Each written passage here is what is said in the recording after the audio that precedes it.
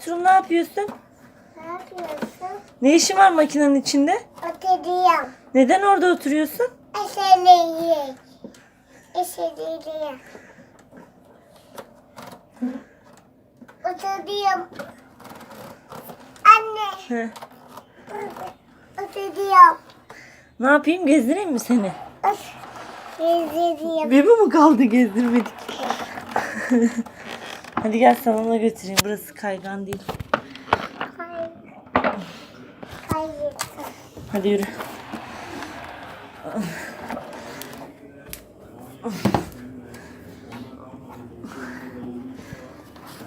Arkadaşlar. Arkadaşlar mı?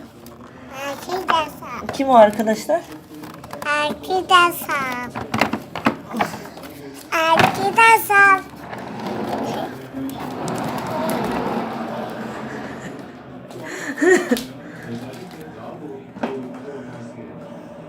Anne.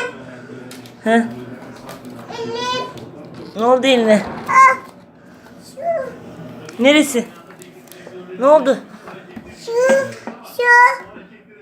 Hani öpeyim.